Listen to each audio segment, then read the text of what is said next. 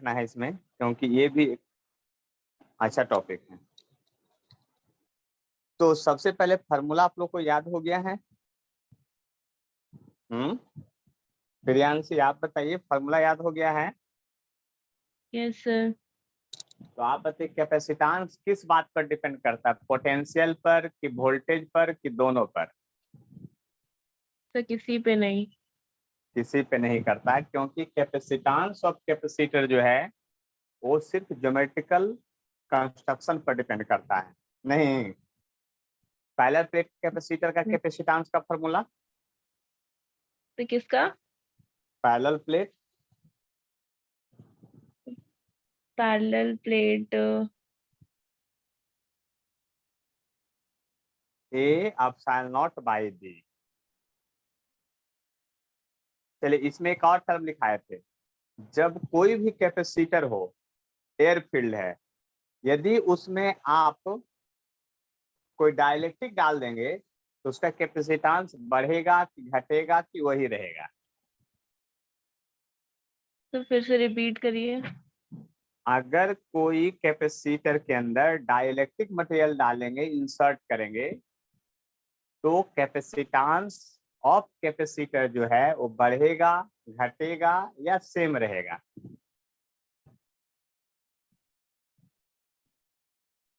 तो बढ़ेगा। बढ़ेगा, के टाइम्स इंक्रीज करेगा। ठीक है, चलिए तो आगे बढ़ते हैं। देखिए अब अभी जो है सबसे पहले हम लोग सीरीज पैरेलल ऑफ कैपेसिटर पढ़ेंगे, जो अकॉर्डिंग टू एनसीईआरटी जो है ना, कॉम्बिनेशन ऑफ कैपेसिटर इसको आप कहते हैं। तो सबसे पहले पढ़ेंगे combination of capacitor. Combination of capacitor क्या होता है उस बात को समझेंगे। ठीक है, देखिए सबसे पहले समझते हैं सीरीज कॉम्बिनेशन। फर्स्ट में ए नंबर में सीरीज कॉम्बिनेशन की बात करते हैं। सीरीज कॉम्बिनेशन, सीरीज कॉम्बिनेशन की बात करते हैं। तो सीरीज कॉम्बिनेशन में क्या होता है उस बात को अगर समझने की कोशिश करते हैं, तो देखिए ये जो है आपका, आप यहाँ पर एक से ज्यादा कैपेसिटर सीरीज में लगा सकते हैं, है ना, और उसके क्रॉस जब एक वोल्टेज यानी बैटरी जोड़ेंगे, पोटेंशियल भी देंगे। तो देखिए सभी का कैपेसिटेंस जो है अलग अलग है, C1 है, C2 है और C3 है।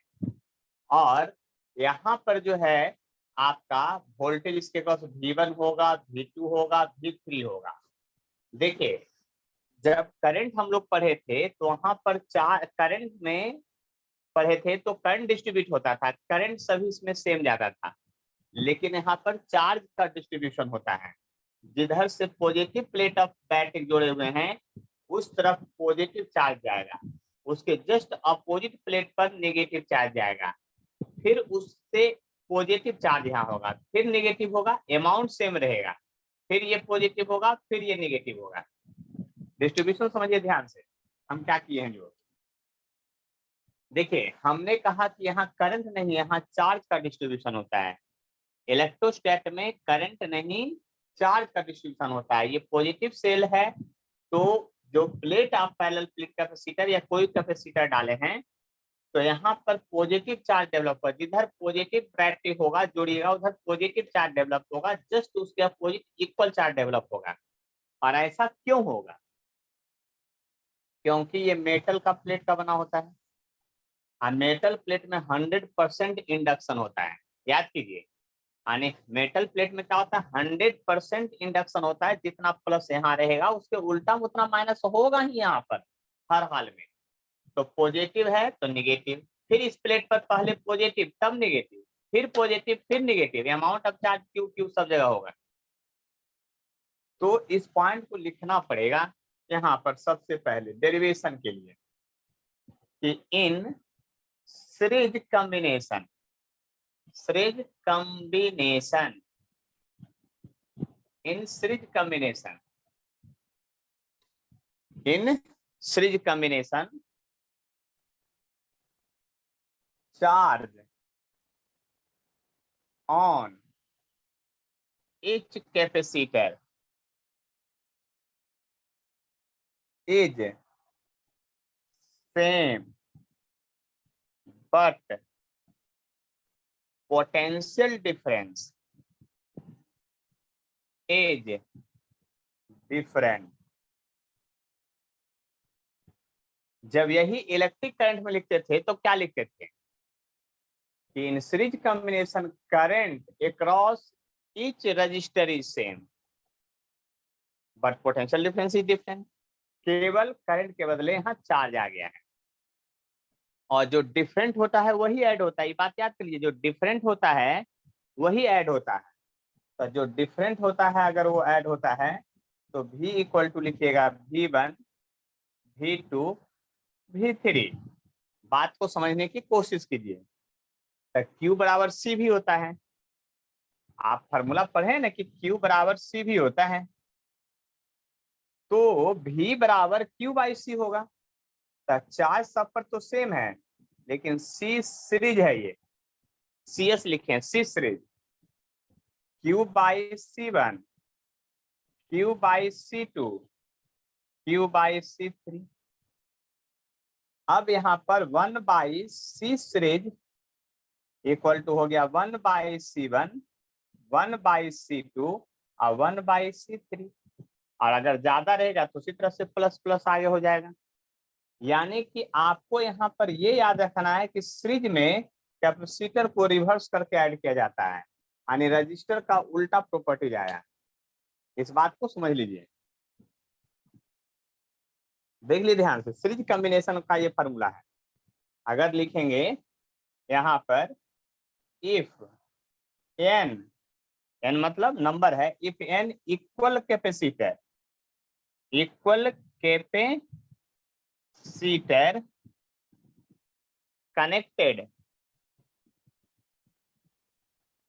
कनेक्टेड इन सीरीज देन तब क्या होगा, C सीरीज बराबर C बाई N होगा। यानी कि आपको कैपेसिटर जो है 5 कैपेसिटर जो है 10-10 माइक्रोफारड का सीरीज में जोड़िएगा तो C5 जैसे कि ये 3 कैपेसिटर जोड़े हैं, मान लिया जाए कि यहाँ पर 12-12-12 यानी 12-12-12 माइक्रोफारड का 3 कैपेसिटर सीरीज में जोड़िएगा तो यहाँ होगा 12/3 यानी 4 माइक्रोफारड कैपेसिटेंस आ जाएगा। बात को समझ लीजिए। इसके बाद हम लोग देखेंगे पैरेलल कॉम्बिनेशन ऑफ कैपेसिटर देखेंगे। इस बात को समझ लीजिए, देख लीजिए ध्यान से, है ना। तो बी में देखेंगे पैरेलल कॉम्बिनेशन। क्या देखेंगे, पैरेलल कॉम्बिनेशन। अब पैरेलल कॉम्बिनेशन में क्या होगा, तो एक कैपेसिटर होगा, दूसरा होगा, इसी तरह से तीसरा होगा। देख लीजिए ध्यान से।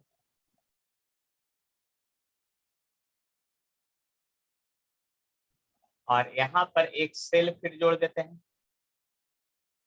देखिए सभी का कैपेसिटेंस अलग अलग है, बस इतना याद कर लीजिए।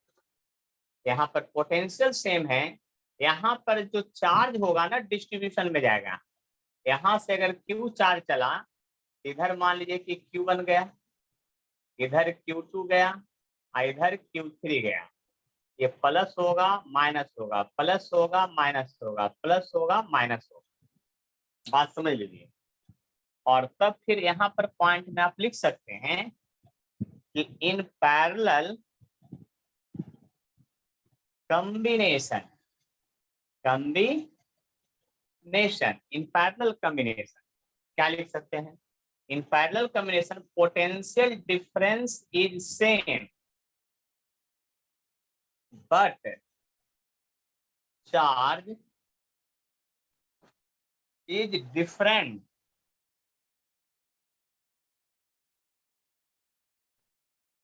across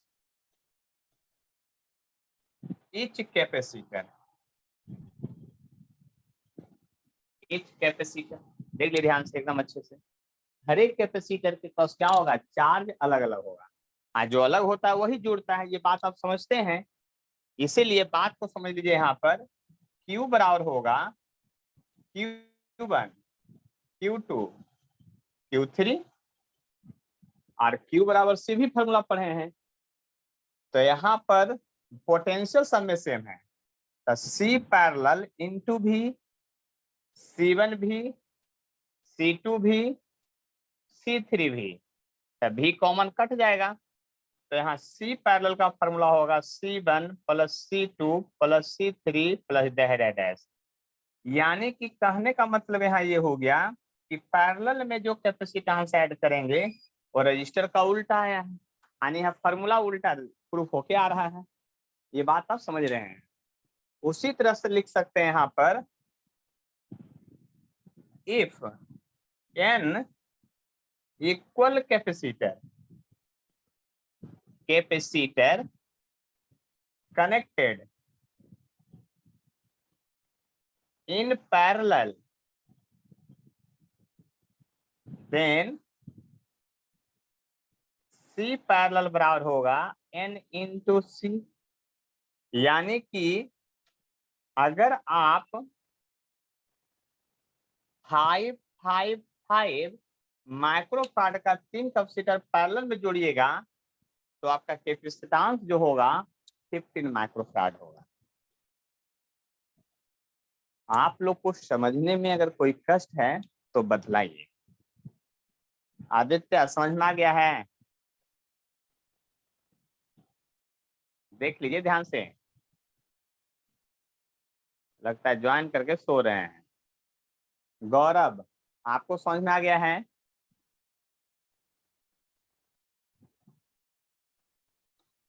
देख लीजिए, बात समझ लीजिए अच्छी तरह से। Yes sir. अच्छी तरह समझ में आ गया? कहाँ सोए हुए थे? इतना देर के बाद बोलते हैं। सोए हुए नहीं थे सर, अच्छा ठीक सुन है। रहे थे। वो समझ माइक में आ ऑन गया है ना नहीं हो बात? रहा सर, ग्लिच हो गया। अच्छा अच्छा, ये बात बताइए, अब समझ में आया कि नहीं पहले ये बताइए। Yes sir. कोई टेंशन नहीं ना? तो अब थोड़ा बहुत नो क्वेश्चन देख लेते हैं इस पर, सीरीज पैरेलल पर। एक बार स्क्रीनशॉट लीजिए, उसके बाद फिर हम लोग क्वेश्चन पर आ जाते हैं। और जो क्वेश्चन हम बनाए हैं कहाँ, रजिस्टर में भी सीरीज पैरेलल 2-4 क्लास पहले खत्म हुआ है, और उसी तरह से इसमें भी दिमाग लगाना है, केवल फार्मूला उल्टा लगाना है। आया बात समझ में? तो स्क्रीनशॉट लीजिए एक बार, फिर आगे बढ़ते हैं फास्ट में। चलिए, तो अब क्वेश्चन की बारी है। फार्मूला तो आप लोग को याद हो ही गया होगा, है ना? तो आपको इक्विवेलेंट कैपेसिटेंस निकाल के दिखलाना है ना? चलिए एक फिगर पहले बनाते हैं, उसके बाद बात करते हैं। आपको इक्विवेलेंट कैपेसिटेंस निकालना है ए बी के बीच। क्वेश्चन होगा find equivalent capacitance between points A and B. तो पहला जो फिगर है आपके लिए वो सिंपल सा फिगर दे रहे हैं, ज्यादा कोई बड़ा छोटा फिगर नहीं है, सिंपल फिगर है। आप लोग को बनाना है फिगर, उसके बाद क्वेश्चन बनाना है। ये पॉइंट का नाम ए है, ये पॉइंट का नाम बी है, ठीक है? ये है 2 माइक्रोफारड का, ये भी है 2 माइक्रोफारड का, और ये है 1 माइक्रोफारड का, ये है 2 माइक्रोफारड का, ये है 3 माइक्रोफारड का।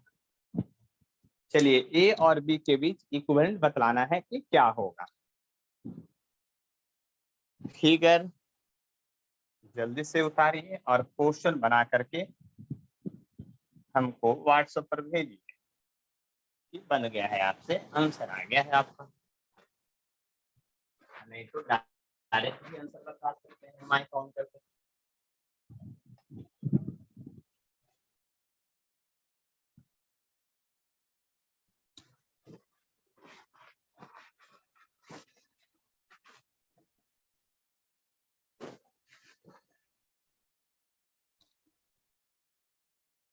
चलिए फास्ट में बनाइए।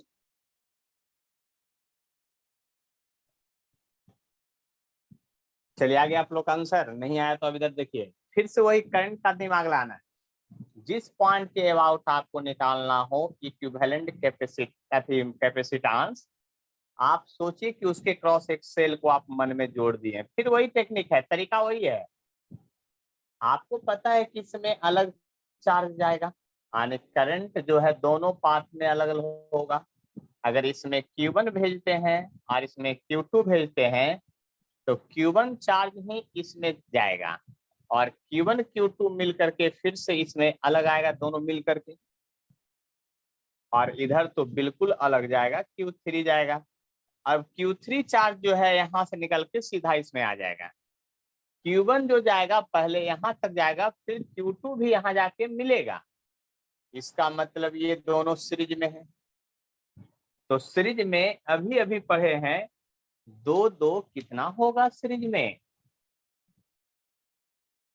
2-2 1 होता है सीरीज में। नहीं, कोई गड़बड़ तो नहीं ना हम किए हैं? देखिए 2-2 1 होता है सीरीज में, और फिर यह दोनों का जो इक्विवेलेंट होगा इसके साथ बन गया। पैरेलल हो, हाँ इसके साथ पैरेलल हो जाएगा। यानी कि फिगर को अगर रीड्रॉ करते हैं फिर से, अगर ए बी यहाँ बनाना चाहते हैं तो बनाइए आप, लेकिन इस पॉइंट को अगर सी मान लेते हैं तो सी पॉइंट से एक कैपेसिटर पहले इधर रहने दीजिए, ए बी के बीच एक इधर रहने दीजिए, और इसके अबाउट एक 1 का था और ये भी दोनों मिल करके 1 हो गया है, क्योंकि सीरीज में 2-2 1 होगा। तो 1 माइक्रोफारड का है, 1 माइक्रोफारड का है, ये 2 माइक्रोफारड का है, ये 3 माइक्रोफारड का है। अब ये दोनों तो पैरेलल आपको दिख रहा है, तो पैरेलल में 1-1-2 हो जाएगा।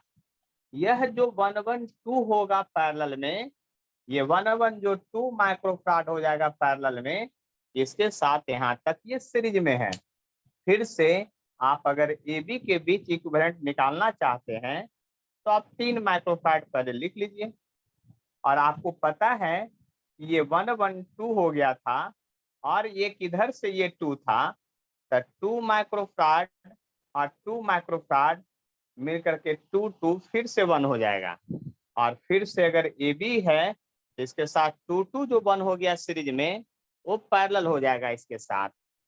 यानी कि सी ए बी फिर से लिख सकते हैं 3 + 1 यानी 3 + 1 आपको 4 माइक्रोफारड हो जाएगा।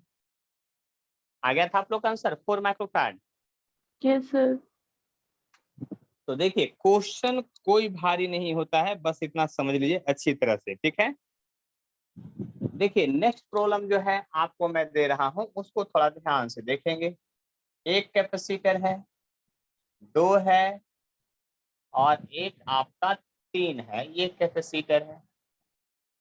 एक चौथा कैपेसिटर जो है इधर से ऐसे लगा हुआ है यहाँ तक, ठीक है, और कोई कैपेसिटर नहीं है। ये पॉइंट का नाम ए है, ये पॉइंट का नाम बी है। सभी कैपेसिटर जो है 3 माइक्रोफारड का है, ये आप ध्यान से समझ लीजिए, सभी जो है 3 माइक्रोफारड का है। तो आपको इक्विवेलेंट कैपेसिटेंस बतलाना है कि क्या होगा। सभी जो है 3 माइक्रोफारड का है। आप लोग के पास टाइम है, बनाइए आराम से, समझिए, और फिर नहीं तो हम प्रियांशी आपका आंसर कितना आया?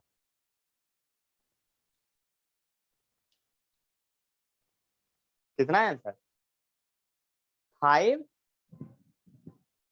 ऐसे आंसर तो 5 आना चाहिए, मैं चेक करके बतला देता हूँ, देखिए ध्यान से। फिर से मेरी वही कहानी होगी, आप समझ लीजिए बात को ध्यान से। अब देखिए अलग मेथड से समझते हैं। यहाँ पर ए लिखते हैं, यहाँ पर बी लिखते हैं, यह ए बी पॉइंट हो गया। देखिए ना नेमिंग कर देते हैं, C1 C2, ये C3 है, ये C4 है। देख लीजिए ध्यान से, समझ लिए बात को अच्छी तरह से। देख लेते हैं क्या क्या है।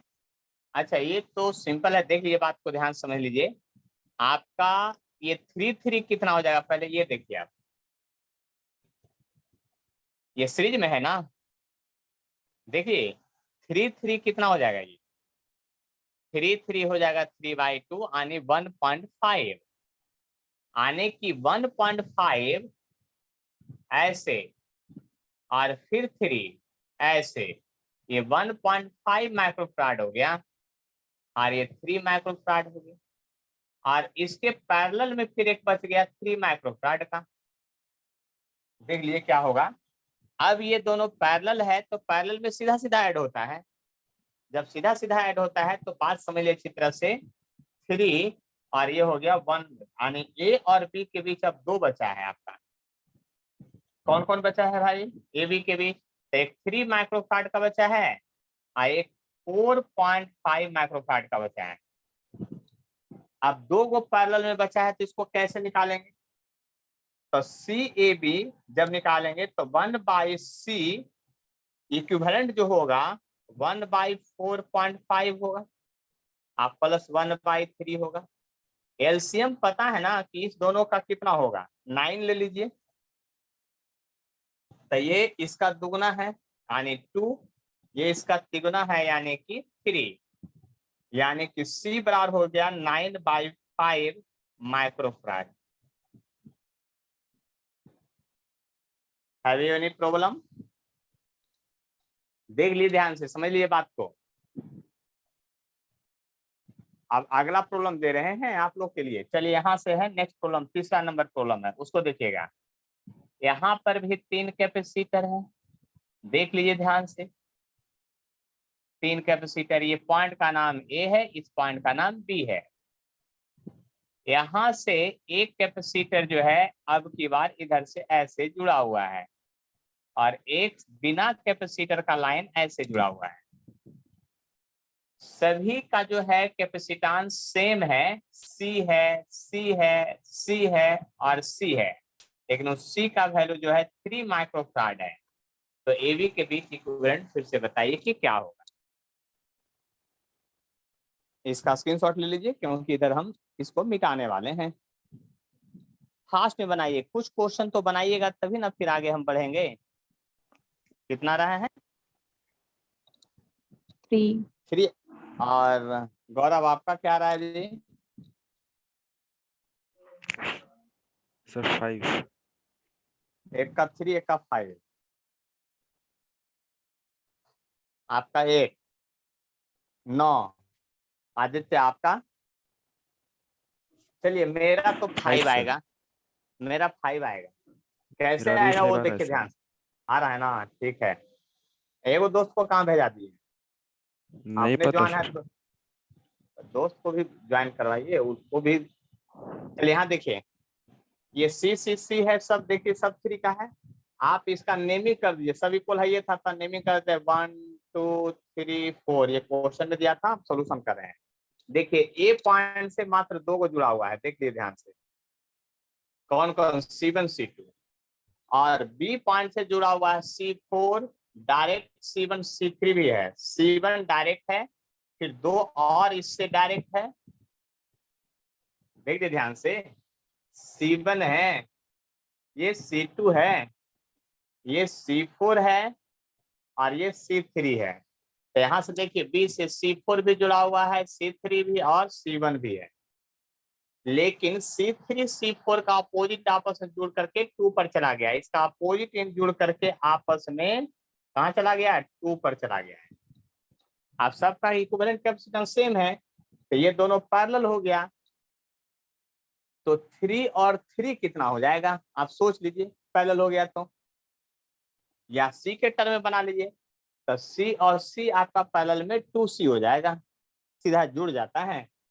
तो आपको A और B के बीच जब पॉइंट बचेगा तो एक कैपेसिटर ऊपर से बचेगा ऐसे और एक कैपेसिटर नीचे से, आइए दोनों को एक कर दिए, इस दोनों को एक कर दिया तो 3 3 6 हो गया माइक्रोफैराड, ये हो गया 3 माइक्रोफैराड, ये हो गया 3 माइक्रोफैराड।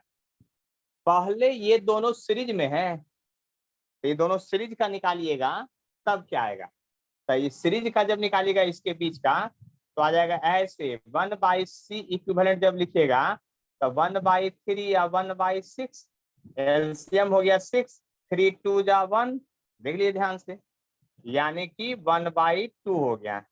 तो C इक्विवेलेंट जो हो गया आपका 2 माइक्रोफराड हो गया, देख लीजिए 3 और 6 का। अब AB के बीच अगर डायरेक्ट आपको निकालना है तब AB के बीच में आप तो पहले लोगे, ये दोनों मिल करके तो 2 बन चुका है, ये दोनों मिल करके क्या बन चुका है आपका 2 बन चुका है।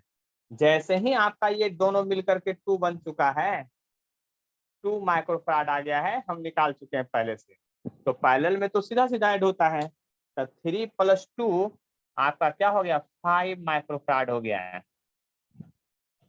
आपको सीरीज पैरेलल जो रजिस्टर में पढ़ाए हैं ना, उतना मेहनत किए हैं, सबको फिर से निकाल के देखना पड़ेगा, और सब जगह रजिस्टर को निकाल के कैपेसिटर का वैल्यू पुट कर करके आपको क्वेश्चन बनाना पड़ेगा, तब जाके आपको समझ में आएगी बात कि आखिर क्वेश्चन बनेगा कैसे, क्योंकि उसके बिना तो क्वेश्चन बनाना असंभव है। आप बात को समझने की कोशिश करेंगे, है ना। चलिए मैं एक अलग से क्वेश्चन दे रहा हूं, उसको बनाना है आपको क्वेश्चन फिर से। देखिए 4th नंबर कॉलम जो है ना, एक कैपेसिटर ऐसे जुड़ा हुआ है, एक कैपेसिटर ऐसे जुड़ा हुआ है, एक कैपेसिटर ऐसे जुड़ा हुआ है,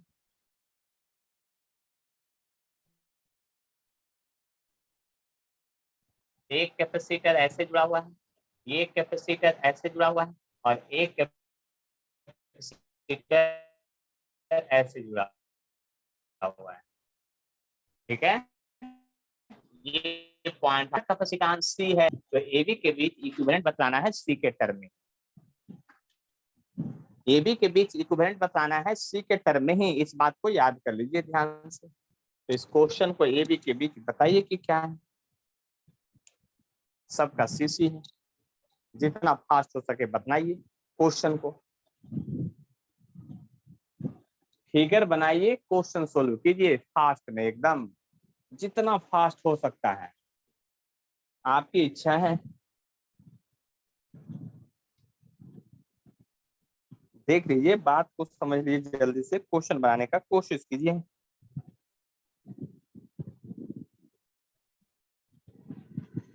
एकदम फास्ट में क्वेश्चन बनाइए, इसका स्क्रीनशॉट ले लीजिए एक बार, क्योंकि इधर वाले को मैं इरेज करूंगा। ले लिए हैं, लगता है याद आ गया, नहीं वीटस्टोन ब्रिज पता चल गया है, नहीं इसलिए कुछ बिना बोले हुए दिए थे। यस देखिए सर। ये वाला गायब हो जाएगा, क्योंकि ये वीटस्टोन ब्रिज को फॉलो करा। देखिए अब यहाँ पर वीटस्टोन ब्रिज नहीं पढ़ाएंगे, जिनको पढ़ना है फिर से करंट के चैप्टर में जाके वीटस्टोन ब्रिज को पढ़ लेना है। देखिए यहाँ पर ये गायब हो जाएगा, जैसे ही ये गायब होगा तो आपको तो मजा आ जाएगा। क्यों? क्योंकि आप समझ सकते हैं बात को, ऊपर अब एक लाइन में 2 कैपेसिटर ऐसे बचल रहेगा ऐसे, और नीचे वाले लाइन को में 2 कैपेसिटर ऐसे बचा रहेगा, और नीचे वाले में ऐसे 1 कैपेसिटर बचा हुआ रहेगा, यही ना। तो अब देखिए C है, C है, C है, C है, C है, तो अब इसके बाद अगर फिगर बनाइएगा AB के बीच तो मजा आ जाएगा। कहिए कैसे? ऊपर के लाइन में जो है वो बचा हुआ रहेगा, इसके नीचे लाइन में वो बचा हुआ रहेगा, वो सीधा बचा हुआ रहेगा। ये तो C है, लेकिन सीरीज में C/2 हो जाता है, ये C/2 हो जाता है, और AB जब आप निकालिएगा तो सब पैरेलल हो गया, तो CAB जब पैरेलल हो गया तो C + C/2 + C/2, यानी 2C योर आंसर। लगता है बात अच्छे से समझ में आ गया था, नहीं? तो चलिए अगला क्वेश्चन की बारी है, उस क्वेश्चन की बात करते हैं और ध्यान से समझने की कोशिश करते हैं। फिर से एक आपका क्वेश्चन है, क्वेश्चन बनाने का कोशिश कीजिएगा, है ना।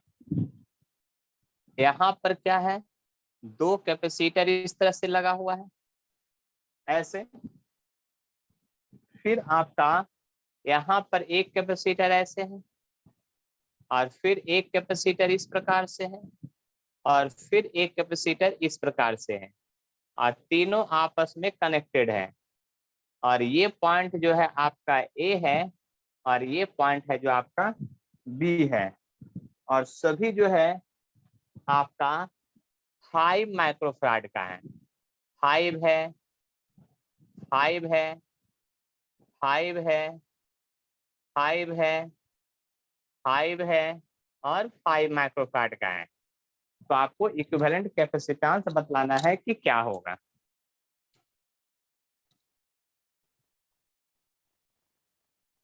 देख लीजिए, बात समझ लीजिए अच्छी तरह से।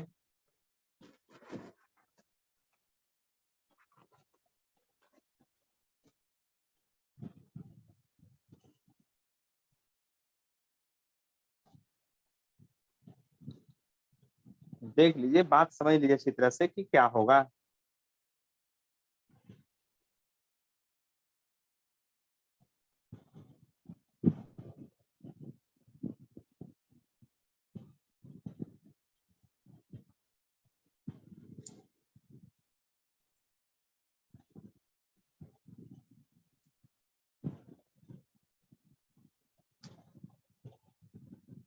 देख लीजिए, बात को समझ लीजिए।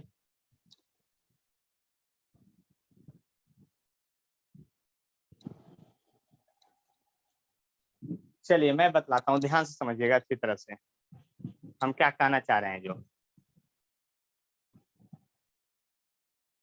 देखिए, सबसे पहले जब आप देखेंगे तो गौर से देखिएगा, ये आपका व्हीटस्टोन ब्रिज को फॉलो कर रहा है। अब समझने की खुद कोशिश कीजिए। अब कितना बार बार बार मैं आपको प्रोसेस बताऊं। देखिए, ये ए बी के बीच एक क्रॉस डायरेक्ट है। देखिए, हम यहाँ पर लिख रहे हैं ए पॉइंट और बी पॉइंट, आपको उसी तरह से फिगर बनाएंगे, लेकिन ए बी के बीच ये डायरेक्ट 5 माइक्रोफैराड है। ये कैसे है? ये डायरेक्ट 5 है। इधर वायर से देखिए ऐसे गया है, इधर वायर से एक है ऐसे, और फिर जो है एक है ऐसे, ठीक है, 2 हो गया। और फिर जो है इधर वायर से एक अलग वायर गया है। ये देखिए, ये अलग वायर है ऐसे, इसमें भी 2 है। तो ये वायर से जो अलग गया है 2, देखिए वो ऐसे है, यहाँ पर एक है ऐसे, और फिर ऐसे बेंड होकर के एक है ऐसे, और ये दोनों आपस में जुड़ा हुआ था, और ये वायर इधर आ रहा है। अभी अभी तक लाए नहीं, लेकिन इस 2 के कॉम्बिनेशन के बीच एक आपका तीसरा एक कैपेसिटर ऐसे यहाँ पर ऐसे लटक रहा है। अब यहाँ से देखिए, यहाँ से और इस पॉइंट को कंसीडर कीजिए, तो ऊपर से 2 है, इधर से 2 है। तो ये व्हीटस्टोन ब्रिज फॉलो नहीं हुआ, क्योंकि 5:5:1, 5:5:1। तो जैसे ही आपका व्हीटस्टोन ब्रिज फॉलो हुआ, इसमें करंट फ्लो नहीं करेगा, आने की तब तो इसको आप मिटा दीजिए, इसकी जरूरत ही नहीं है ना। आपको दोबारा फिगर बनाना पड़ेगा, लेकिन मैं तो इसी को मिटा करके काम कर दूंगा। अब इसको मैं मिटा देता हूँ, इसका जरूरत ही नहीं है, क्योंकि व्हीटस्टोन ब्रिज फॉलो है। जैसे ही व्हीटस्टोन ब्रिज फॉलो है और आप इस पॉइंट तक आ गए हैं, ये 5 है माइक्रोफैराड है, ये 5 माइक्रोफैराड है, 5 माइक्रोफैराड है, 5 माइक्रोफैराड है, 5 माइक्रोफैराड है। आपको पता है 5:5:10 नहीं होगा, 2.5 होगा।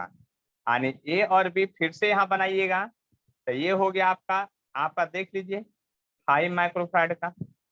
इधर से एक वायर जो घूम के आ रहा है ऐसे, और एक वायर ऐसे जो घूम के आ रहा है ऐसे, ये भी 2.5 का हो जाएगा, और ये भी 2.5 का होगा, क्योंकि 5:5 2.5 हो जाएगा, 5.2.5 हो जाएगा। फिर सब सीरीज में कीजिएगा पैरेलल में CAB, तो हो जाएगा 5 2.5 2.5 बराबर 10 माइक्रोफैराड आपका आंसर। कोई प्रॉब्लम है तो बताइए। तो आपको अब अपना दिमाग लगाते रहना है। सीरीज पैरेलल जितना क्वेश्चन आप बनाएंगे, प्रैक्टिस करेंगे, उतना आपको परफेक्टनेस आएगा, है ना। हमारे मेहनत से आपको ज्यादा कोई फर्क नहीं पड़ने वाला है। तो क्यों ना हम फिर से आगे बढ़ते हैं, एक इनफाइनाइट लैडर वाले क्वेश्चन को भी देख लेते हैं, है ना। इधर इन्फिनिटी तक चला गया है ये, आप पूरा ये वायर इन्फिनिटी तक है। यहाँ पर एक कैपेसिटर है आपका, यहाँ पर एक कैपेसिटर है आपका, यहाँ पर एक कैपेसिटर है आपका, इसी तरह से बहुत है। ये 2 माइक्रोफैराड का है, ये 2 माइक्रोफैराड का है, 2 माइक्रोफैराड का है, 2 माइक्रोफैराड का है, ये भी 2 माइक्रोफैराड का है, ये भी 2 माइक्रोफैराड का है, ये भी 2 माइक्रोफैराड का है, और ए बी के बीच आपको इक्विवेलेंट निकालना है। ए बी के बीच क्या निकालना, आपको इक्विवेलेंट निकालना है। तो देखिए इसको बनाने का तरीका हम पहले ही बता चुके हैं सीरीज पैरेलल जब रजिस्टर पढ़ाए हैं, लेकिन फिर से समझ लीजिए। जब भी इनफाइनाइट लैडर का क्वेश्चन है तो सबसे पहला स्टेप ये होना चाहिए कि आपको हर हाल में क्या करना है, आपको हर हाल में ये काम करना है कि मान लेना है कि टोटल का कैपेसिटेंस क्या होता है। तो मान लीजिए लेट सी ए बी के बीच जो टोटल कैपेसिटेंस है वो सी है, मान लेते हैं कि सी है। अब ये इनफाइनाइट लैडर है, उसमें से एक आध लैडर काट के हटा दीजिएगा तो ये लैडर है, इस तरह से दो दो का है बन रहा है। अगर एक काट के हटा भी दीजिएगा तो उधर का कितना बच जाएगा, आपका उतना ही बच जाएगा।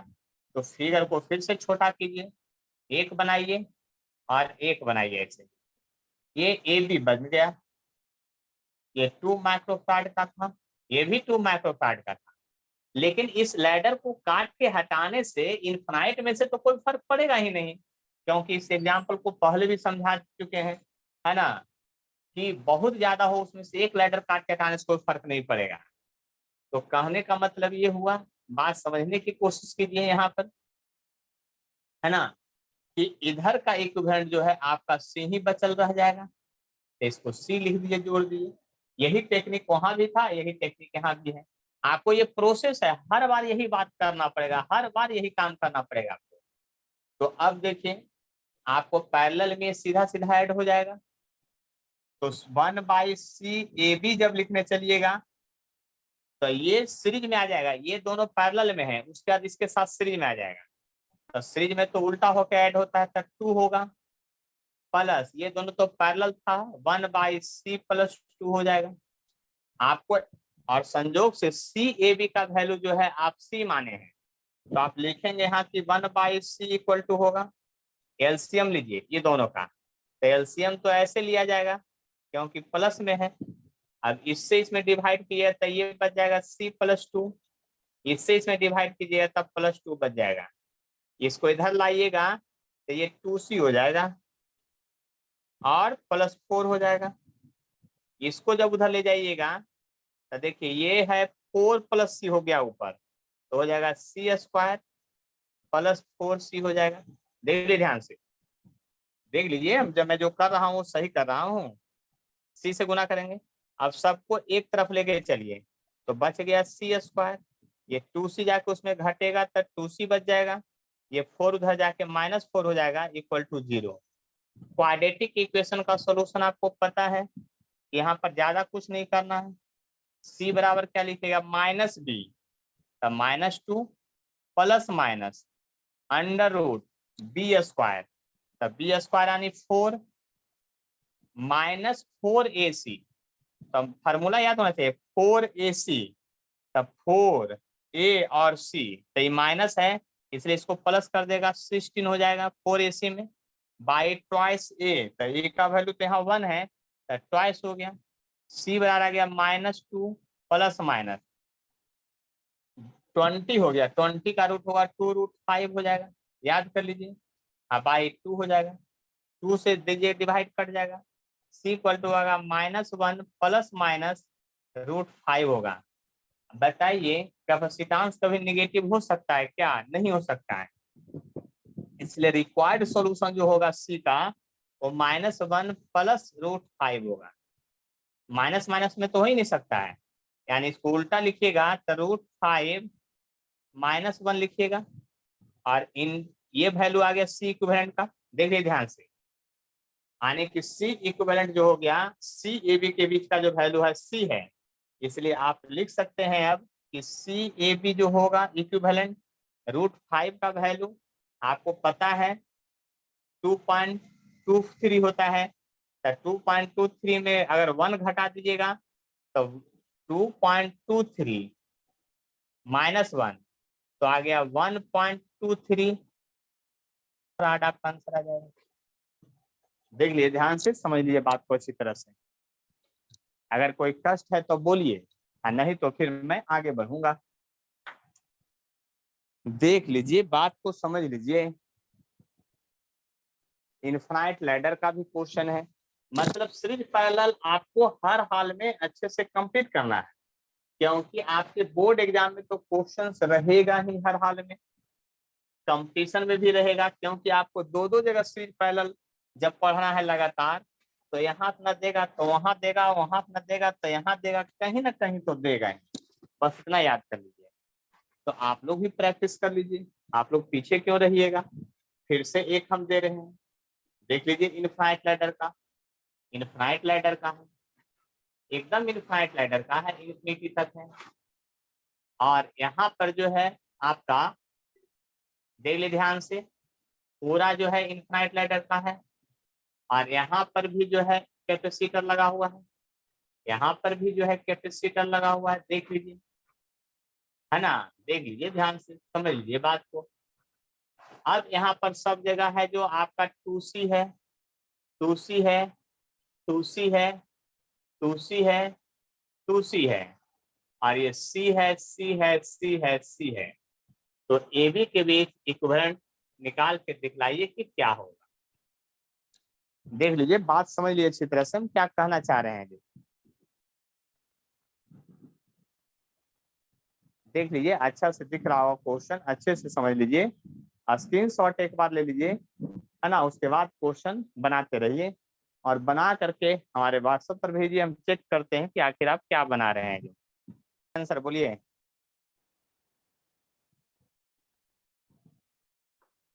आ गया आंसर आप लोग का? 5 मिनट टाइम दे चुके हैं। देख लीजिए, बात को समझ लीजिए अच्छी तरह से।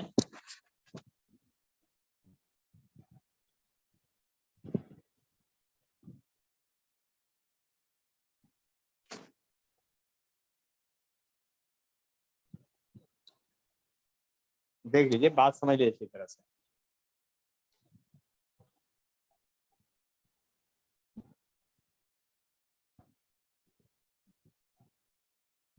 चलिए, इस क्वेश्चन को मैं भी बता देता हूँ फिर से।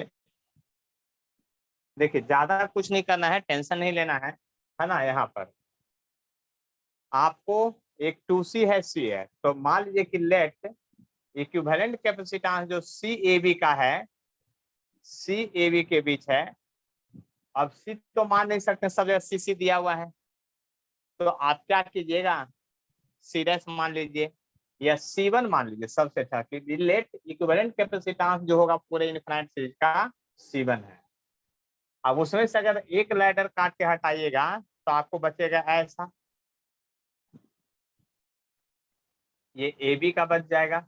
देख लीजिए ध्यान से, ये 2C होगा, ये C होगा, इधर वाले का फिर से वही हो जाएगा, क्या हो जाएगा आपका C1 हो जाएगा। बात को समझ लीजिए अच्छी तरह से, क्या हो जाएगा आपका C1 हो जाएगा। बात को समझ लीजिए। तो यहाँ पर जो अब आप देख रहे हैं, ये दोनों पैरेलल है, तब पैरेलल में तो सिंपल ऐड होता है। तो 1/CAB जब लिखिएगा आप, तो याद कीजिए कि क्या होगा, 1/2C हो जाएगा, आप प्लस 1/C प्लस C1 हो जाएगा। और आपको पता है कि CAB ही C1 है, तो 1/C1 लिखिएगा इक्वल टू क्या लिखिएगा, 2C into C plus C1 लिखिएगा। देख लीजिए, बात समझिए इसी तरह से। अब इसमें से इसको डिवाइड कीजिएगा तो C प्लस C1 बच जाएगा, और इससे अगर इसमें डिवाइड कीजिएगा तो 2C बच जाएगा। आप क्रॉस मल्टीप्लाई कीजिए, तब आपको बात समझ में आएगी। जब यहां से कीजिएगा तो इसको मल्टीप्लाई कीजिए तो 2C स्क्वायर हो जाएगा, और हो जाएगा 2C और C1 हो जाएगा। देख लीजिए ध्यान से, आपका फिर इधर मल्टीप्लाई कीजिएगा तो 2C और 3C हो गया, तो इधर हो जाएगा C1 का स्क्वायर प्लस 2C और 3C हो गया, तो 3C C1 हो जाएगा। सबको एक तरफ लेके चलिएगा, तो C1 का स्क्वायर हो जाएगा, इसको उधर ले जाइएगा तो आपका हो जाएगा प्लस C1 हो जाएगा, और इसको जब उधर ले जाइएगा तो 2c स्क्वायर हो जाएगा माइनस में इक्वल टू 0। देखिए आपको सी ए बी निकालना है, ए बी के बीच इक्विवेलेंट उसको C1 निकालना है। यानी जब C1 निकालना है तो बात याद कीजिए, जो फॉर्मूला आप पढ़े हैं X square plus minus B X plus minus C equal to 0, उसके आधार पर अगर मैच करवाइएगा तो यहाँ पर ए का जो वैल्यू है वो 1 है और एक्स स्क्वायर के बदले C1 स्क्वायर है। यहाँ पर बी के बदले वैल्यू जो है आपका सी है और यहाँ सी के बदले जो है आपका सॉरी हाँ आप यहाँ पर देख लेते हैं बी एक्स है और सी के बदले ये पूरा वैल्यू है आपका, ये सी के बदले है। देख लीजिए ध्यान से, आपको जो निकालना है तो एक्स का सोल्यूशन होता है माइनस बी, तो यहाँ पर यानी सी डैश एक्स स्क्वायर है सी डैश, तो सी डैश का जो सोल्यूशन होगा माइनस बी, तब बी के बदले क्या है सी है, तब minus C plus minus under root B square, तब बी के बदले सी है तो सी स्क्वायर माइनस 4ac, तो ए के बदले तो 1 है, आप 4 होना चाहिए 4ac, तो सी के बदले वैल्यू है यहाँ पर माइनस है इतना, तो ये प्लस कर देगा, आप 2c स्क्वायर है ऐसे है, आप बटा ट्वाइस ए, तो 2 और ए के बदले तो वैल्यू 1 है, तो सी डैश इक्वल टू होगा माइनस सी प्लस माइनस 4 दूनी 8 और एक 9c स्क्वायर हो जाएगा अंडर रूट में, देख लीजिए अब बाई 2 हो जाएगा। बात समझने की कोशिश कीजिए, तो सी डैश इक्वल टू हो जाएगा माइनस सी प्लस माइनस यहाँ होगा 3c बाई 2 हो जाएगा। माइनस सोल्यूशन तो रिक्वायर्ड होगा नहीं क्योंकि आपको पता है माइनस वाला होगा नहीं, तो सी डैश जो रिक्वायर्ड सोल्यूशन होगा ये माइनस सी तो होगा लेकिन ये प्लस हो जाएगा, कितना 3c बाई 2 हो जाएगा, इसको घटाइएगा तो 2c आ जाएगा बाई 2 आ जाएगा, यानी सी आपका आंसर हो गया। आ गया था आप लोग का। देखिए किन्हीं को बात नहीं समझ में आया तब बोलिए, देखिए उधर सारा चीज समझ में आ गया है आप लोग का कि अभी भी कष्ट में है। देखिए सीरीज पैरेलल के सारे कंसेप्ट समझ में आ गए हैं, कभी भी आप लोग कष्ट में हैं।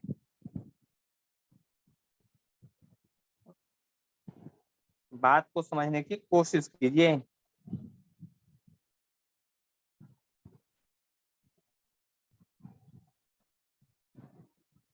गौरव समझ में आ गया है?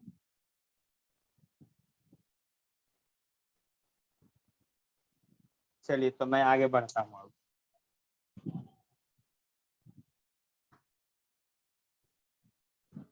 चलिए आगे बढ़ें, इसको मिटा देते हैं। देखिए इसके बाद सीरीज पैरेलल में आपको अगर और देखना है तो देखिए सीरीज पैरेलल में आप क्या देख सकते हैं, देखिए ध्यान से समझिएगा बात को अच्छी तरह से।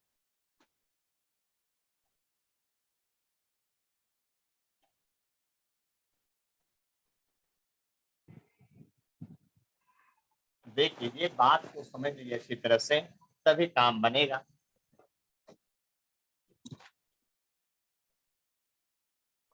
देखिए एक आपको क्यूब पर बताए थे, कहाँ क्वेश्चन बताए थे, याद कीजिए कहाँ पर, इसका भी आंसर आप याद कर सकते हैं।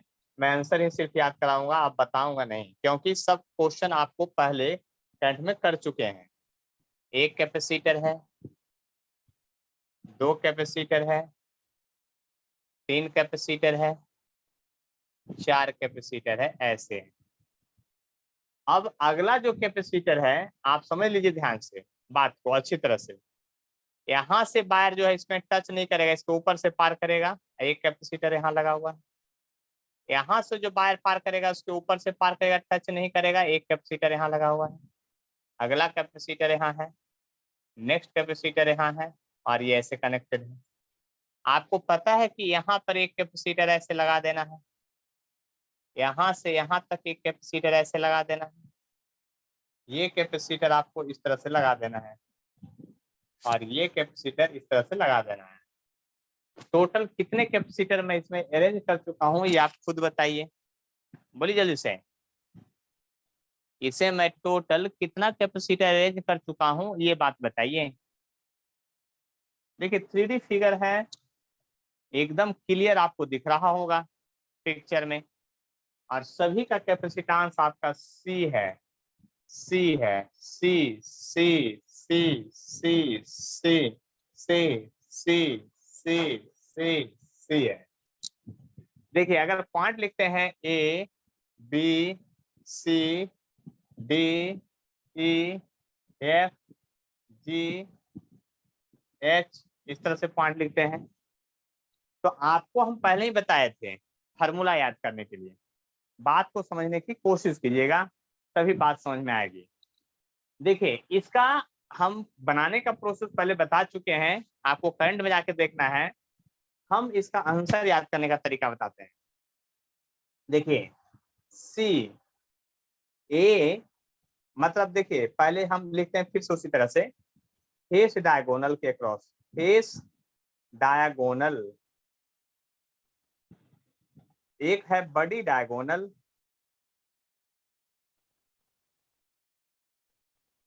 और एक है साइड के एलोंग साइड। तो फेस डायगोनल क्या होगा, AC होगा, यानी कि आप C AC लिखिए, फेस डायगोनल है। ये भी फेस डायगोनल होगा, C A E भी जो होगा आपका फेस डायगोनल होगा। देखिए फेस डायगोनल जो होगा CAH भी फेस डायगोनल होगा। उसी तरह से बड़ी डायगोनल A और D जो है बड़ी डायगोनल होगा। देखिए A और D जो होगा बड़ी डायगोनल होगा, A और D। आपका B और E भी जो होगा बड़ी डायगोनल होगा, B और E। देखिए पिक्चर में ध्यान से देखिएगा, ये भी बड़ी डायगोनल कहलाएगा, B और E। तो जो बड़ी डायगोनल पिक्चर में है और साइड के अलोंग, तो आप समझ ही सकते हैं किसको कहते हैं, AB साइड हो जाएगा। साइड आपका AF भी हो जाएगा, AF भी हो जाएगा। साइड आपका GC भी होगा, CD भी होगा, सब साइड कहलाएगा, यानी CD भी होगा। इन सभी बीच के अक्रॉस इक्विवेलेंट कैपेसिटेंस क्या होगा, ये निकालना है। तो आपको याद करवाए थे रजिस्टर में एक ट्रिक कि अगर बड़ी डायगोनल था R, बड़ी डायगोनल पहले था फेस डायगोनल, रजिस्टर में याद किए थे फेस डायगोनल, R था फिर बड़ी डायगोनल और फिर R था साइड के अलोंग। तो सबका आंसर याद करवाए थे प्रियांश, याद है आप लोग को? बोलिए जल्दी से। इक्विवेलेंट में बोले थे आंसर याद कर लीजिए, क्योंकि ये सब एग्जाम में बनाएगा तो बहुत कष्ट पहुंचाएगा, एग्जाम में बन नहीं पाएगा। और ऑब्जेक्टिव एग्जाम में तो आंसर याद रह जाए तो वही काफी है। तो इसमें रजिस्टर में याद करवाए थे कि फेस डायगोनल, बड़ी डायगोनल, तब साइड। आप बोले थे देखिए 3 होता है, 4 होता है, 5 होता है, 6 होता है, 7 होता है और 12 होता है। और रेजिस्टेंस अगर सबका RR है तो R लिखाएगा इतना। अगर सब का वैल्यू 5-5 ओम रहेगा तो ये ट्रिक याद आया। यही सेम सा जगह रजिस्टर रहता था तो वैल्यू होता था, देख लीजिए ध्यान से। और कैपेसिटेंस में इसका उल्टा वैल्यू याद कर लीजिए, मतलब एक आप रजिस्टर का अगर याद करके रखे हैं तो यहाँ कैपेसिटेंस से वैल्यू जो होगा फेस डायगोनल, तब 4/3C होगा। इसका आंसर आएगा, आप निकालिएगा पूरा सोल्यूशन करके। सोल्यूशन तो ऐसे बहुत मुश्किल है ना। आप 1-2 क्वेश्चन का सोल्यूशन आप SC बराबर में दिया हुआ है सोल्व एग्जाम्पल, वहां से देख लीजिएगा। ऐसे हम पहले पढ़ा चुके हैं, इसीलिए यहाँ सोल्यूशन नहीं बता रहे हैं। अब यहाँ पर 5/6 है, तो यहाँ 6C/5 आएगा आंसर, आप बनाइएगा तो। और यहाँ 12/7C आएगा। सबको एक बार रिव्यू कर लीजिए, आंसर याद कर लीजिए। आंसर याद करना ज्यादा बहादुरी होगा। यहाँ पर 3, 4, 5, 6, 7, 12, 3, 4, 5, 6, 7 एंड 12।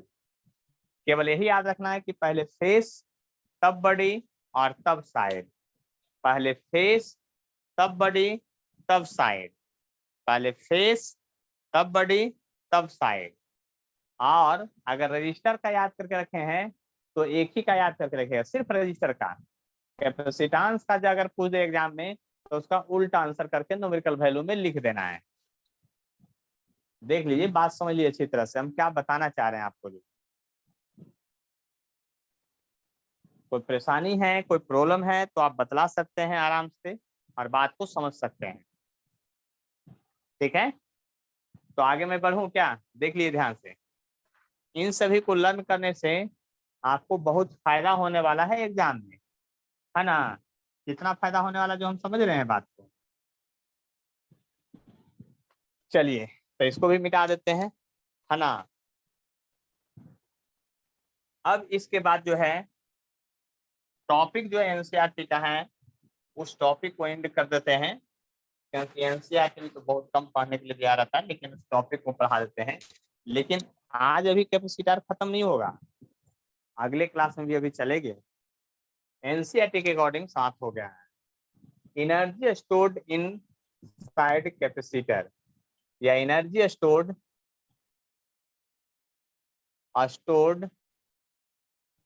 In capacitor. कैपेसिटर में एनर्जी स्टोर्ड किस प्रकार से होगा उसको देखिएगा। देखिए एक कैपेसिटर जो है जिसकी कैपेसिटेंस C है, उसको एक बैटरी से कनेक्ट कर दिए हैं, ठीक है? और इसके क्रॉस जो है हम एक रजिस्टर लगा दिए हैं इस तरह से, है ना? और ऐसे कनेक्ट कर दिए हैं इस तरह से। इसका पोटेंशियल आपका V है। तो एक बात बताइए, इसमें हम पोटेंशियल वेरी करवाएंगे आने की, या सिंपली आप इसको हटा दीजिए, है ना? ये सब मत जोड़िए, है ना? इसका मीनिंग बदल जाता है थोड़ा सा। अब आपको पता है वी नो डैट, क्या जानते हैं? पोटेंशियल डिफरेंस का जो फार्मूला होता था, पोटेंशियल डिफरेंस भी बराबर होता था work done per unit charge. याद कीजिए, पोटेंशियल डिफरेंस इलेक्ट्रोस्टैट में ही पढ़े, work done per unit charge. तो वर्क डन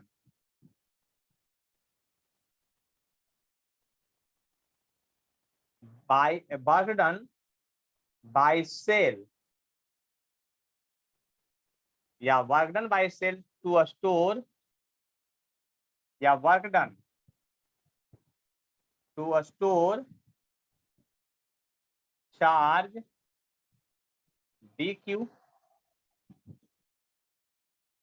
इसमें मान लीजिए कि छोटा सा चार्ज, बहुत कम चार्ज स्टोर हुआ होगा, तो वर्क डन कितना किया गया होगा, तो dw क्या होगा? और पोटेंशियल अगर कांस्टेंट है तो v बराबर क्या लिखेगा आप?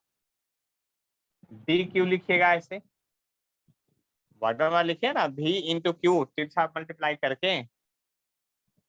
और एक फार्मूला आप कैपेसिटेंस में पढ़े, q बराबर CV। देख लीजिए ध्यान से, तो v बराबर होगा q बाई सी। देख लीजिए ध्यान से। अब dw बराबर आप लिख सकते हैं, चार्ज यहाँ वेरिएबल है, पहले थोड़ा चार्ज हम स्टोर किए थे, तो q into d q by C हो जाएगा। Integrate both side, integrate both side, दोनों तरफ आप इंटीग्रेट कीजिए, क्या होगा? dw का जो इंटीग्रेशन होगा, 0 से टोटल वर्क डन निकालेंगे, और यहाँ 1/c कैपेसिटेंस तो कांस्टेंट होता है, एक बार इंस्ट्रूमेंट बन जाता है तो, और इसका इंटीग्रेशन करेंगे तो आपका हो जाएगा q इंटू डी क्यू हो जाएगा। शुरुआत में कैपेसिटर पर चार्ज कुछ भी नहीं था, बाद में है जो कैपिटल क्यू चार्ज आ गया है। अब इसको आप इंटीग्रेट कीजिए, है ना? इंटीग्रेशन आपको आता है, dw का इंटीग्रेशन w हो जाएगा, जबकि 1/c तो यहाँ बचा हुआ है, और q 1 + 1 0 से कैपिटल Q हो जाएगा। तो W बराबर हो जाएगा 1/2c, और कैपिटल Q का स्क्वायर 0 का स्क्वायर, यानी वर्क डन बराबर होगा Q²/2c। This work done stored as potential energy, in capacitor तो पोटेंशियल एनर्जी ऑफ कैपेसिटर का फॉर्मूला जो होगा, एक आया क्यू स्क्वायर बाई 2c, एक आएगा हाफ सी भी स्क्वायर, एक आएगा हाफ क्यू इंटू भी। सर इतना फॉर्मूला क्यों लिखे हैं? क्योंकि आपको पता है Q बराबर होगा जो CV होगा। जब Q बराबर CV का वैल्यू पुट करेंगे तो देखिए Q बराबर CV है, तो यहाँ पर अब क्या पुट कर दीजिए आप, दो Q कर दीजिए इसको, और एक Q बराबर CV पुट कीजिएगा तो C से कट जाएगा आपका, देखिए वो आंसर आ जाएगा। या Q बराबर CV डायरेक्ट पुट कर दीजिए तो C स्क्वायर भी स्क्वायर होगा, एक से कट करके C भी स्क्वायर हो जाएगा। यानी एनर्जी स्टोर्ड इनसाइड कैपेसिटर का फॉर्मूला याद कर लीजिए, क्या होगा, हाफ सी भी स्क्वायर। जो फॉर्मूला बीच वाला है ना, सबसे ज्यादा यूज होगा क्वेश्चन बनाते समय। यहाँ तक में कोई प्रॉब्लम है तो बतलाइए, बात देखते रहिए, ध्यान से समझ लीजिए, बोर्ड पर दिख रहा होगा सब कुछ क्लियर क्लियर। अब आप बताइए कि आपको क्या करना है। देख लीजिए, ध्यान से समझने की कोशिश कीजिए बात को, देख लीजिए बहुत सिंपल है, ऐसा नहीं कि बहुत आपका भारी है ये, है ना, बहुत सिंपल सा चीज है, आप बात को समझ सकते हैं अच्छी तरह से। तो आगे बढ़ें। तो ये 1/2 CV² कैसे है? इंटीग्रेशन याद है ना, देखिए ना, हाँ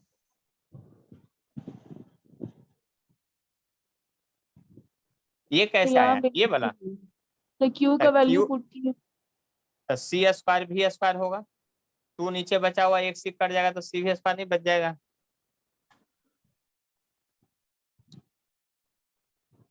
देख लीजिए, कोई भी डाउट है तो पूछ लीजिए, डाउट हर हाल में क्लियर होगा। तो आगे बढ़ सकते हैं हम अब। Yes sir. देखिए एनसीईआरटी के अकॉर्डिंग सबसे लास्ट जो कंसेप्ट है आपका पढ़ना, वो है एनर्जी डेंसिटी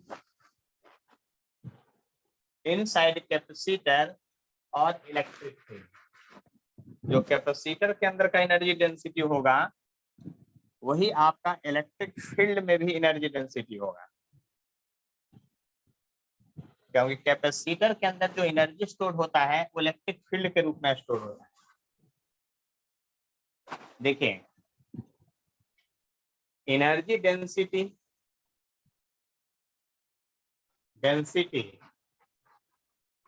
इन कैपेसिटर और इलेक्ट्रिक फील्ड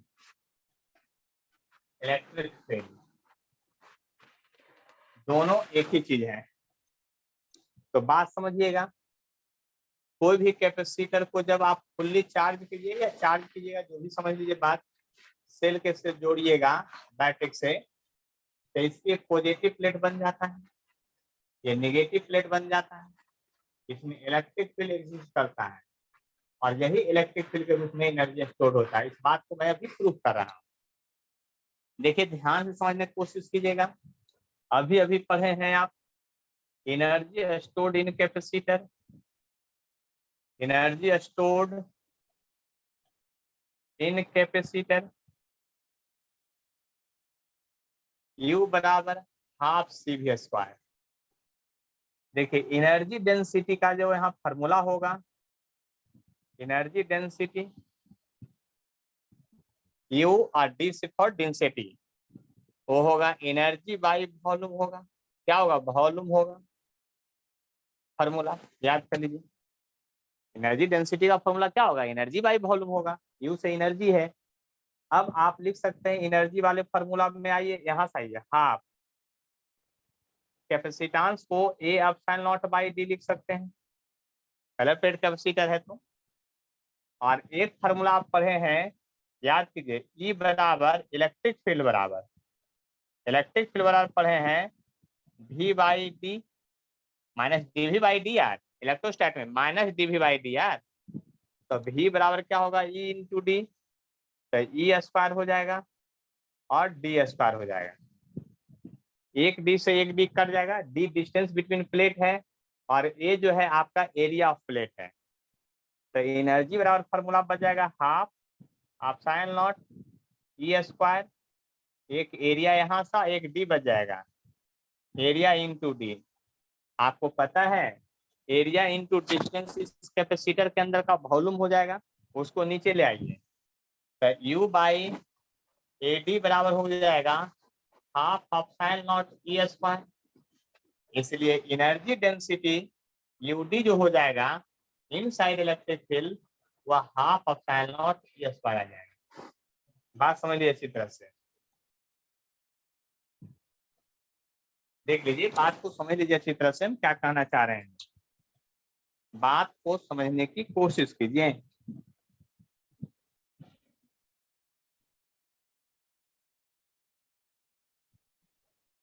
ठीक है, समझ लीजिए बात को अच्छी तरह से। देखिए यहाँ पर एप्सिलॉन नॉट कांस्टेंट है, इलेक्ट्रिक फील्ड है, दैट इज कह सकते हैं energy stored in capacitor, energy stored in capacitor in the form of electric field, electric field याद कर लीजिए, यानी कि एनर्जी स्टोर जो होगा कैपेसिटर के अंदर इलेक्ट्रिक फील्ड के रूप में होगा। देखिए एक एक्स्ट्रा फॉर्मूला लिख लीजिए जो याद रखिएगा, ये क्वेश्चन बनाने में काम आएगा। देखिए वर्क डन बाई जो सेल होगा, वर्क डन बाई जो सेल होगा, वर्क डन बाई सेल जो होगा वो W जो होगा आपका Q बराबर, देखिए यहाँ फॉर्मूला याद कीजिए, इसके पहले जो हम लिखे थे potential work done per unit charge Q into V होगा, याद कर लीजिए work done by cell Q into V होगा। और देखिए Q बराबर CV होता है तो CV स्क्वायर होगा, याद कर लीजिएगा, क्योंकि पोटेंशियल इसके पास डिक्रीज इंक्रीज नहीं करता, ये फिक्स रहता है। आने की वर्क डन बाई सेल जो होगा CV स्क्वायर होगा, भी जहां का पोटेंशियल है, हो सकता है अगर पोटेंशियल को EMF से E से डिनोट किया जाएगा तो वर्क डन का फॉर्मूला सम टाइम यहाँ लिखा रहेगा CE स्क्वायर। और आपको याद करना है कि पोटेंशियल डिफरेंस जो है भी, उसी को हम लोग E कहते हैं, EMF ऑफ सेल कहते हैं। यानी कि अब आपको ध्यान से एक बात और समझ लेना चाहिए, तब तो क्या समझ लेना चाहिए वो बात समझ लीजिए। हम ये बात समझा रहे हैं कि एनर्जी स्टोर जो होता है हाफ CV स्क्वायर होता है, वर्क डन जो होता है CV स्क्वायर होता है, यानी सेल जितना वर्क डन करता है उसका आधा एनर्जी ही इसमें स्टोर होता है। तो आधा एनर्जी गया कहाँ?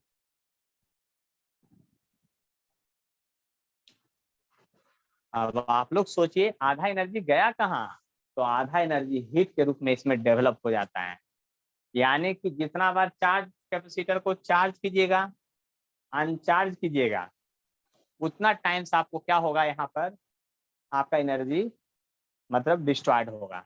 चार्जिंग के दौरान आपका जितना चार्ज यहाँ से मतलब एनर्जी यहाँ से सप्लाई किया जाएगा, वर्क डन होगा, उसका हाफ कैपेसिटर में स्टोर होता है और हाफ एनर्जी जो होता है क्या हो जाता है, आपका बर्बाद हो जाता है, हीट के रूप में डेवलप हो जाता है। दूसरा पॉइंट आपको याद करने वाला क्या था कि एनर्जी स्टोर्ड इनसाइड कैपेसिटर जो है आपका, समझ लीजिए कि बात क्या है,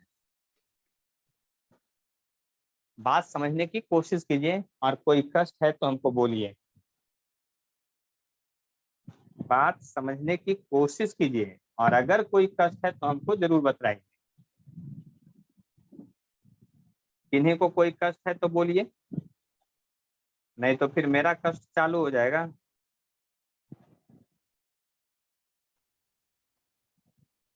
चलिए NCERT बुक निकालिए, page number 88, question number 2.11, page number 88 है ना, पेज नंबर 88 और question number 2.11, page number 88 question number 2.11 यानी 11 नंबर, उसको अभी बनाना है, इसको स्क्रीनशॉट ले लीजिए, उस क्वेश्चन को अभी बनाना है, अभी का अभी तुरंत बनाना है। बात इतना समझ लीजिए अच्छी तरह से।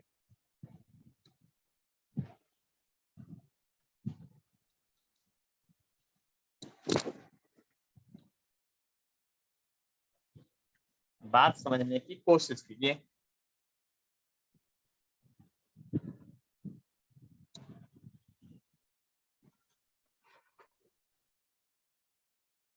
देख लीजिए, बात को समझने की कोशिश कीजिए, तभी काम बनेगा।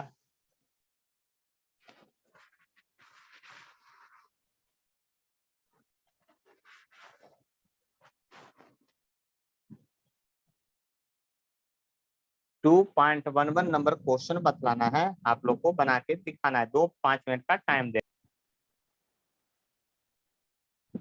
देखिए उस क्वेश्चन में क्या करा था, ये बात को समझिए। एनसीईआरटी है ना, 2.11 नंबर प्रॉब्लम है, यानी एक्सरसाइज दूसरा का 11वां नंबर प्रॉब्लम। क्वेश्चन में करा है कि एक कैपेसिटर है जिसका कैपेसिटेंस जो है कितना दिया हुआ है, 600 माइक्रोफैराड दिया हुआ है, और उसको 200 वोल्ट के बैटरी से कनेक्ट कर दिए। 200 वोल्ट के बैटरी से इसका कैपेसिटेंस जो दिया था वो 600 पिकोफैराड दिया हुआ है। कहता है उसको बैटरी से चार्ज कर दिया और फिर दोबारा क्या किया, उसको डिस्कनेक्ट कर दिया, और डिस्कनेक्ट करने के बाद एक अनचार्ज कैपेसिटर से कनेक्ट कर दिया। जब भी ऐसा क्वेश्चन आ जाए कि एक कैपेसिटर को किसी बैटरी से चार्ज कर दिए हैं, फिर उसको डिस्कनेक्ट कर दिए हैं, यानी स्टेप सेकंड वाला बात यहाँ लिख रहे हैं।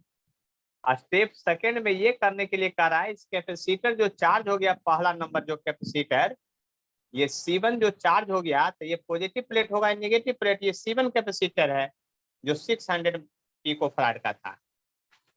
कहता है इसको बैटरी से चार्ज करके डिस्कनेक्ट कर दीजिए, तो ऐसा बन गया होगा। कहता है इसके साथ एक अननोन कैपेसिटर लाइए जो अनचार्ज है, सॉरी अनचार्ज कैपेसिटर लाइए जिसका नाम C2 है। संयोग से क्वेश्चन में उसका वैल्यू भी 6 पिकोफैराड ही दिया हुआ है। ठीक है, तो कहता है तो ये पॉजिटिव प्लेट वाला चार्ज इसको कुछ पॉजिटिव दे देगा और निगेटिव वाला इसको निगेटिव दे देगा। तो कहता है टोटल एनर्जी लॉस बताइए कि कितना हुआ इस प्रोसेस में। तो कंडीशन यही है क्वेश्चन का। तो स्टेप पहला जो हम लोग वर्क कर रहे थे, स्टेप फर्स्ट में, कभी भी किसी कैपेसिटर को बैटरी से चार्ज कीजिए तो दो चीज जरूर निकालिए। चार्ज इनिशियल में कितना इस पर आया, CV, C1 इंटू भी यानी 600 इंटू 200 PF था, तो PF मतलब 10⁻⁻12, यानी कि 6 दूनी 12 और 2 दूनी 4, 10⁻⁸ कूलम चार्ज स्टोर्ड हो गया इसमें, इस कैपेसिटर में। और एनर्जी स्टोर्ड भी निकालिए हाफ CV² से, हाफ C1V², तो हाफ 600 इंटू 10⁻⁻12 और 200 का होल स्क्वायर। अब आप समझिए, एक 2 से एक 2 कट जाएगा, यानी 12 गुने 10⁻⁻6 जूल एनर्जी स्टोर्ड हो गया है। यानी जैसे ही इस कैपेसिटर को इस बैटरी से जोड़े हैं तो आपको दो, मतलब इतना चार्ज स्टोर हो गया, इतना एनर्जी। देखिए चार्ज कंजर्व होता है ऑलवेज।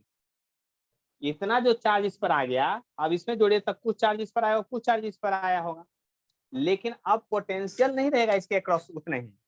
पोटेंशियल जो रहेगा इसके अलॉन्ग अलग रहेगा। क्या रहेगा, अलग रहेगा पोटेंशियल। इस बात को आप समझ लीजिए अच्छी तरह से। तो मान लेते हैं इस क्रॉस पोटेंशियल जो है आपका V1 आ गया पोटेंशियल, पैरेलल में है कॉम्बिनेशन, आप पैरेलल में पोटेंशियल दोनों के सेम है।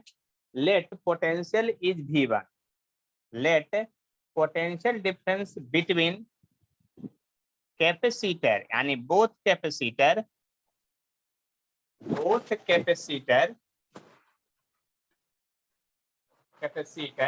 इज V1, है ना।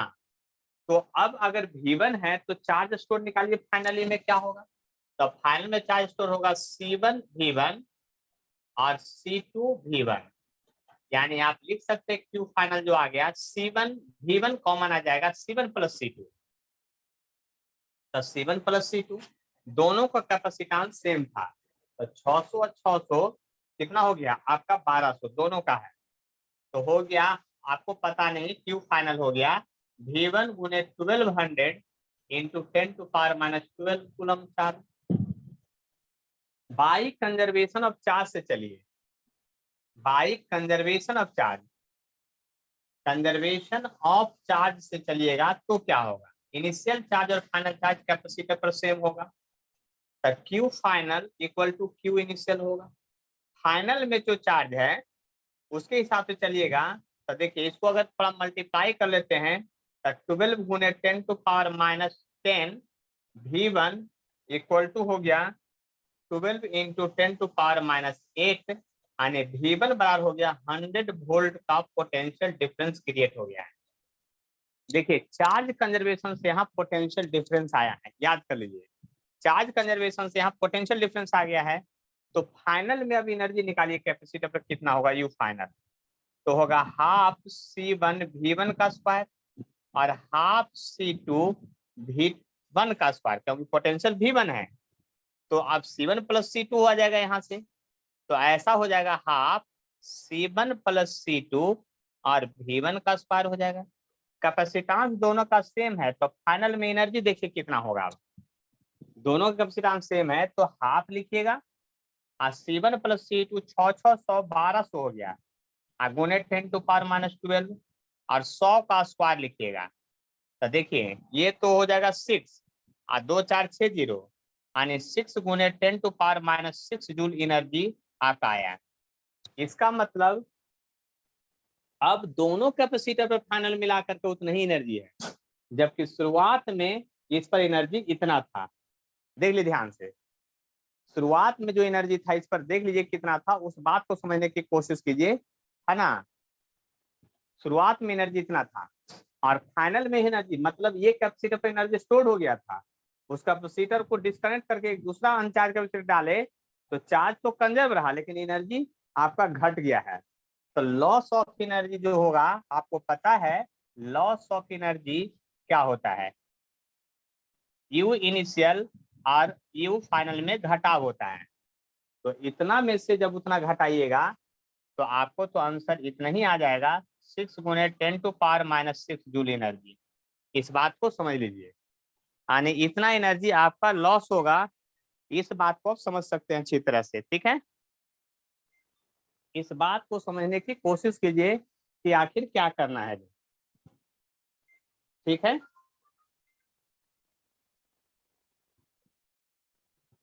बात को समझने की कोशिश कीजिए आखिर क्या करना है और नहीं करना है।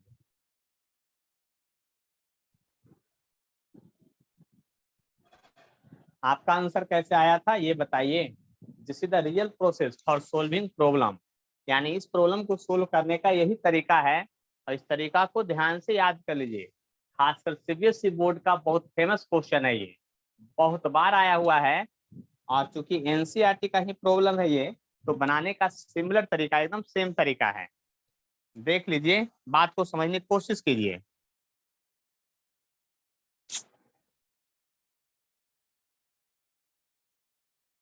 कोई प्रॉब्लम है तो बोलिए।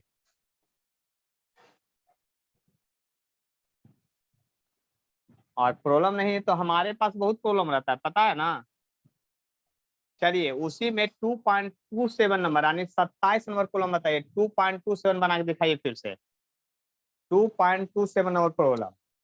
यानी कि अगर ये बन गया है तो अगला प्रॉब्लम जो है आपको एनसीईआरटी का ही 2.27 प्रॉब्लम बनाना है। फिर से दोबारा बनाएंगे, मतलब उस क्वेश्चन को बनाइए, इसको स्क्रीनशॉट लीजिए, फोटो कॉपी कीजिए, उतार लीजिए, जो करना है कीजिए, वो आपकी इच्छा है, लेकिन उस प्रॉब्लम को पहले बनाइए। अब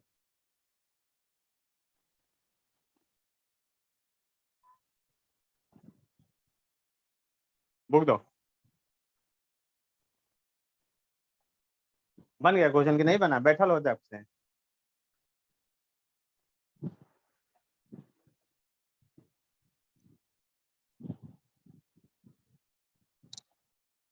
देखिए क्वेश्चन जो है यहाँ पर 27 नंबर, फिर से देखिए 2.27 और प्रॉब्लम कहता है 4 microfarad capacitor is charge by 200 volt potential. आपकी बार स्टेप फर्स्ट में क्या कर रहा है उसको समझने की कोशिश कीजिए। स्टेप फर्स्ट में 4 microfarad capacitor is charge by 200। एक कैपेसिटर है जिसको आप चार्ज कर रहे हैं और इसकी कैपेसिटेंस जो है वो 4 माइक्रोफैराड दिया हुआ है और 200 वोल्ट के पोटेंशियल से आप चार्ज कर दिए हैं। तो सबसे पहले आपको निकालना पड़ेगा इनिशियल चार्ज Q बराबर CV। तो 4 इंटू 10⁻⁻6 इंटू 200 इक्वल टू 8 गुने 10⁻⁻4 कूलम चार्ज। इनिशियल में एनर्जी निकालिए हाफ CV स्क्वायर। तो C4 इंटू 10⁻⁻6 200 का स्क्वायर कीजिएगा। तो ये 2 से तो कट जाएगा लेकिन ये 4 2 जाए 8 होगा, 4 0 घटेगा तो 10⁻⁻2 जूल एनर्जी इनिशियल में स्टोर हो गया है। फिर कहता है इस जो चार्ज कैपेसिटर जो C1 था वो C1 जो चार्ज कैपेसिटर है पॉजिटिव प्लेट है, इधर नेगेटिव है, उसके साथ एक 2 माइक्रोफैराड का कैपेसिटर लाके जोड़ दिए हैं। कितना का? 2 माइक्रोफैराड का, मतलब अब की बार अलग जोड़ा गया है। C2 जो है ये आपका 2 माइक्रोफैराड कैपेसिटर का है, ये आपका 4 माइक्रोफैराड का कैपेसिटर है। तो कहता है इस प्रोसेस में एनर्जी लॉस कितना हुआ ये बताइए। आपको इस प्रोसेस में एनर्जी लॉस आखिर कितना हुआ है। तो फिर से वही कंडीशन, मान लीजिए कि इसके क्रॉस का पोटेंशियल जो है V1 है, क्योंकि कुछ चार्ज इस पर आ गया होगा। तो फाइनल में जब चार्ज लिखिएगा तो फिर से उसी तरह से लिखिएगा। तो C1 इंटू V, तो C1 इंटू V, तो 4 इंटू 10⁻⁻6 इंटू V1 और 2 इंटू 10⁻⁻6 इंटू V1। तो आपको लग गया, यहाँ से ध्यान से समझिए, जोड़ है तो 6 into 10⁻⁻6 into V1 by conservation of charge लिखिए। बाई कंजर्वेशन ऑफ चार्ज लिखिए। चार्ज के कंजर्वेशन से क्या होगा? तो Q फाइनल जो है Q इनिशियल के बराबर होगा। इस बात को आप समझ सकते हैं अच्छी तरह से। Q फाइनल जो होगा आपका Q इनिशियल के बराबर होगा। तो Q फाइनल जो है आपका 6 इंटू 10⁻⁻6 इंटू V1 होगा और इक्वल टू आपका जो इनिशियल में जो है आपका 8 इंटू 10⁻⁻4 है। तो जरा ध्यान से देखिएगा V1 बराबर क्या हो जाएगा, यहाँ से जब इधर से ले जाइएगा तो 8/6 हो जाएगा और पावर हो जाएगा यानी 100 हो जाएगा। तो आप ये 3 कर लीजिएगा और ये आपका क्या हो जाएगा 400/3 आ जाएगा, यानी 400/3 वोल्ट आपका पोटेंशियल आ गया। फाइनल में जब एनर्जी निकालने चलिएगा, देख लीजिए ध्यान से, तो क्या हो जाएगा आपका हाफ CV स्क्वायर हो जाएगा। तो हाफ C1 एक है 4 का है, तब 4 इंटू 10⁻⁻6 और इंटू V1 का स्क्वायर और हाफ और 2 इंटू 10⁻⁻6 इंटू V1 का स्क्वायर। V1 का पोटेंशियल आया हुआ है, तो ये तो 1 हो गया, ये 2 हो गया, यानी U फाइनल हो गया 3 इंटू 10⁻⁻6, 2 और 1 3 V1 का स्क्वायर। तब V1 यहाँ पुट है, तब 400/3 का होल स्क्वायर। तो U फाइनल जो होगा आपका क्या होगा, जब स्क्वायर किए तो 1 3 तो कट जाएगा, लेकिन ये 16/3 बचेगा, आई 4 0 तो 10⁻⁻2 जूल आ गया, फाइनल एनर्जी आ गया। तो लॉस ऑफ एनर्जी का जो फॉर्मूला होगा वो क्या होगा, उसमें ये लॉस ऑफ एनर्जी। तो लॉस ऑफ एनर्जी का फॉर्मूला होगा U इनिशियल में से U फाइनल को घटाइएगा।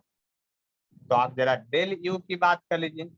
इनिशियल में जो एनर्जी है आपका 8 इंटू 10⁻⁻2 है, देखिए ध्यान से, है ना, 8 इंटू 10⁻- क्या है आपका 2 है, और माइनस में आप कीजिएगा तो 16/3 इंटू 10⁻⁻2 है। ये हो गया 24 में से 16 गया, तो डेल यू बराबर गया 8/3 इंटू 10⁻⁻2 जूल का एनर्जी लॉस हुआ। कोई परेशानी है तो फिर से बताइए आप लोग। देखिए इम्पोर्टेंट है, बस इतना समझ लीजिए, प्रोसेस स्टेप लर्न करना पड़ेगा, इसमें ज्यादा कुछ नहीं कर सकते हैं। लेकिन अगर कॉम्पिटिटिव इन्वायरमेंट में ये क्वेश्चन आ जाए तो इतना बना के क्या फायदा। 1 सेकेंड में क्वेश्चन बनाने का तरीका समझ लीजिए। डेल यू का फॉर्मूला होता है half C1C2 by C1 plus C2 और V1 माइनस V2 का होल स्क्वायर। इस फॉर्मूला से आप डायरेक्ट इसका आंसर लॉस ऑफ एनर्जी का निकाल सकते हैं। ये लॉस ऑफ एनर्जी का फॉर्मूला है, इसको डायरेक्ट आप बना सकते हैं, बस मैं इतना बता देता हूँ। यानी समझ लीजिए इस फॉर्मूला से मैं चाहूँ तो ये आंसर तुरंत आ जाएगा आपका, आपको देर भी नहीं लगेगा, तुरंत आंसर आ जाएगा। इस बात को समझ लीजिए अच्छी तरह से, तुरंत आंसर आ जाएगा आपका, तुरंत आप इस क्वेश्चन को बना सकते हैं, डायरेक्ट आ जाएगा। देखिए C1C2 का बात जैसे ही आप कीजिएगा तो बात समझने की कोशिश कीजिए आखिर क्या होगा। जो यहाँ पर देख लीजिए, बात को समझ सकते हैं आप, उस फार्मूला को लगाइए, फट से आंसर आ जाएगा आपका, आंसर में कोई देरी नहीं होगी। ठीक है, देख लीजिए, बात समझ लीजिए अच्छी तरह से हम क्या कहना चाह रहे हैं।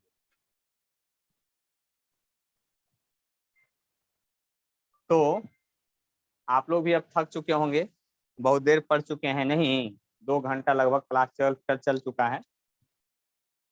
तब प्रियांशी और पढ़ना है कि माइक अब मीटिंग को एंड करें क्या? अब नहीं पढ़ना। अब नहीं पढ़ना, अब थक गए, नहीं भूख लग गया है। तो कल क्या चलेगा? सोमवार को, सोमवार को देखिए इलेक्ट्रोस्टैट आपका ये समाप्त हो गया है ना। ये टॉपिक आपका एनसीईआरटी के अकॉर्डिंग। तो ठीक है, मीटिंग को एंड करते हैं, है ना। टेंशन मत लीजिए, अगले क्लास में फिर मिलते हैं।